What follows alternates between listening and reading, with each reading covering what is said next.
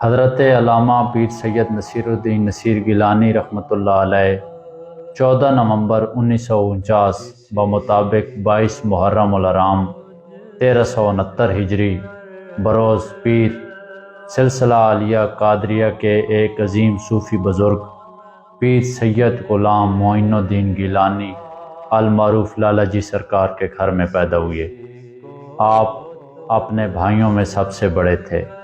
قبلہ پیر سید نصیر الدین نصیر گیلانی رحمۃ اللہ علیہ کے دادا جان حضرت علامہ پیر سید غلام محی الدین گیلانی قادری المعروف بابو جی سرکار رحمۃ اللہ علیہ اس وقت درگاہ غوثیہ مہریہ گولڑا شریف کے سجادہ نشین تھے۔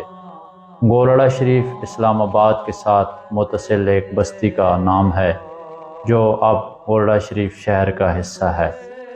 علامہ پیر سید نصیر الدین نصیر گیلانی رحمۃ اللہ علیہ کے پردادا جان آیت من آیات اللہ معمور من الرسول فاتح قادیانیت پیر سید مہر علی شاہ گیلانی رضی اللہ تعالی عنہ عرب و عجم میں بڑے مشہور صوفی بزرگ کے طور پر جانے جاتے ہیں۔ علامہ پیر سید نصیر الدین نصیر گیلانی رحمۃ اللہ علیہ نے اپنی ابتدائی تعلیم اپنے دادا جان قبلہ پیر سید بابو جی سرکار رحمۃ اللہ تعالی علیہ سے حاصل کی۔ آپ نے اعلیٰ دینی تعلیم کے لیے اندرون شہر اور بیرون شہر سفر کیا۔ آپ رحمۃ اللہ تعالی علیہ کے اساتذہ میں مشہور نام علامہ فیض رحمۃ اللہ علیہ اور علامہ فتح محمد رحمۃ اللہ علیہ ہیں۔ علامہ پیر سید نصیر الدین نصیر گیلانی رحمۃ اللہ علیہ نے قرأت کا فن عرصہ 6 سال میں علامہ قاری محبوب علی لکھنوی سے حاصل کیا۔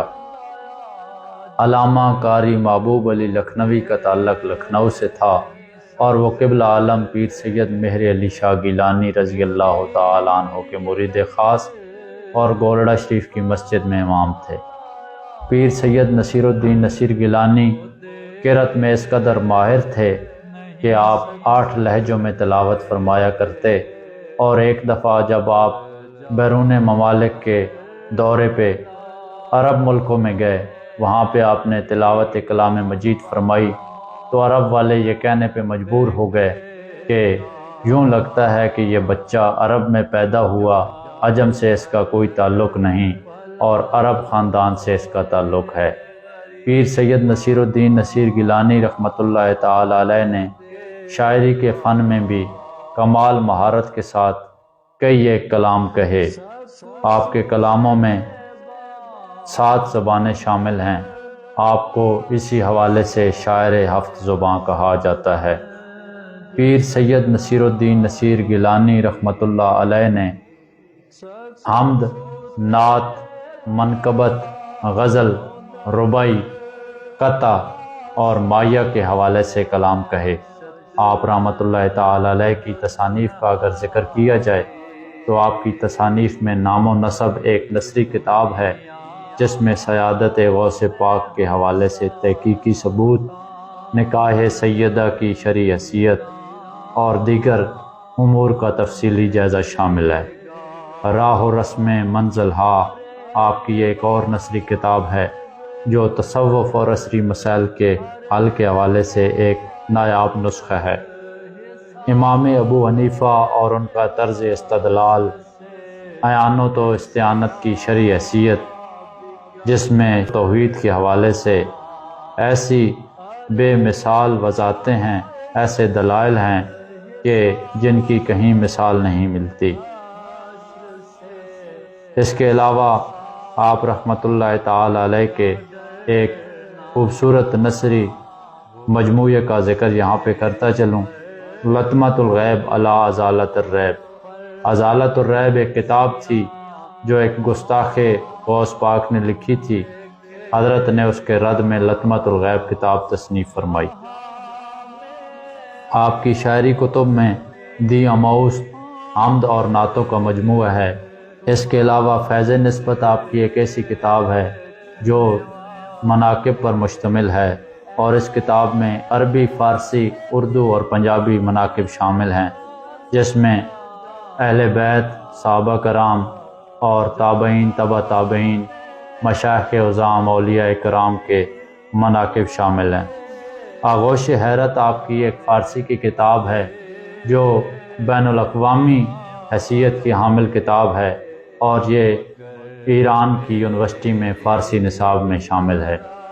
آپ کا فارسی کلام جب اہل فارس نے سنا تو وہ یہ کہنے پر مجبور ہو گئے کہ بظاہر تو یہ نصیر ملت کا کلام ہے، لیکن اس میں جھلک مرزا عبد القادر بیدل کے کلام کی، مولانا جلال الدین رومی کے کلام کی، مولانا عبد الرحمن جامی کے کلام کی نظر آتی ہے۔ پیر سید نصیر الدین نصیر گیلانی رحمۃ اللہ تعالی علیہ نے اپنی غزل دست نظر اور پیمان شب کی صورت میں عشاق نصیر ملت اور تمام ادب کے دیوانوں تک پہنچائی۔ آپ رحمۃ اللہ تعالی علیہ کی ایک اور کتاب عرش ناز، جس میں فارسی اردو کلام اور اس کے علاوہ سرائکی پنجابی پوربی کلام شامل ہے۔ آپ کی ایک اور بڑی نایاب کتاب الرباعیات مدیہ فی حضرت القادریہ، جس میں ساری فارسی رباعیات اور وہ درشان عبد القادر جیلانی رضی اللہ تعالیٰ عنہ آپ نے کہیں۔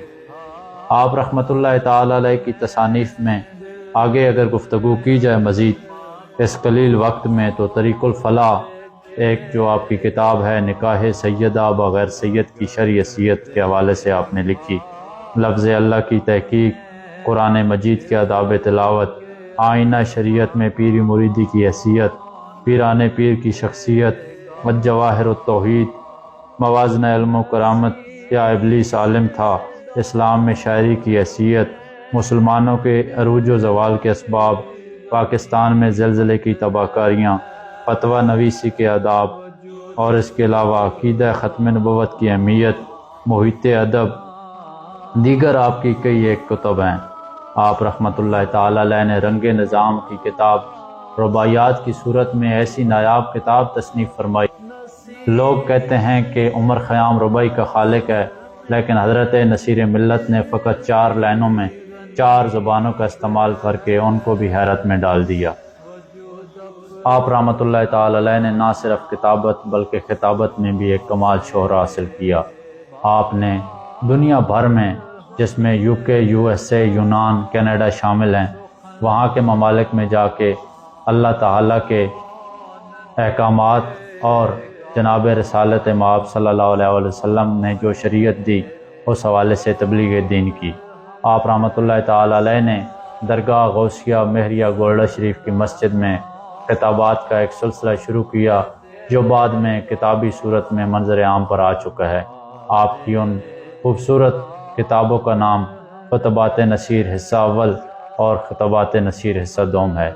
پیر سید نصیر الدین نصیر گیلانی رحمۃ اللہ تعالی علیہ اپنے والد گرامی رحمۃ اللہ تعالی علیہ کے پردہ فرمانے کے بعد درگاہ غوثیہ مہریہ گولڑا شریف کے سجادہ نشین رہے۔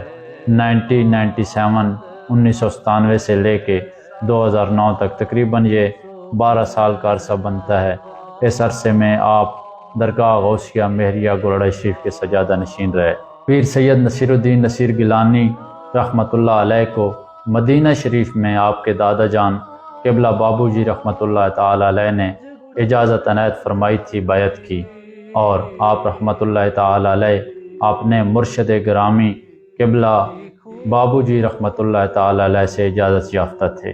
پیر سید نصیر الدین نصیر گیلانی رحمۃ اللہ تعالی علیہ کی تصانیف اور آپ کی دیگر علمی خدمات کا ذکر مختصر گفتگو میں ممکن نہیں، لیکن آپ رحمۃ اللہ تعالی علیہ نے ہر میدان میں ایک ایسا عظیم کارنامہ سر انجام دیا جو تا قیامت آنے والے تمام مسلمانوں کے لیے مشعل راہ ہے۔ پیر سید نصیر الدین نصیر گیلانی رحمۃ اللہ تعالی علیہ 13 فروری 2009 بروز جمعۃ المبارک بمطابق 17 صفر المظفر 1430 ہجری آپ نے دائی اجل کو لبیک کہا۔ آپ دل کے عارضے کا شکار ہوئے اور ہارٹ اٹیک کے باعث آپ دار فانی سے رخصت ہو گئے۔ کروڑوں آنکھوں میں آنسو چھوڑنے والی یہ شخصیت، کروڑوں دلوں کو رلا دینے والی یہ شخصیت، ہلا دینے والی یہ شخصیت دار فانی سے چلی گئی۔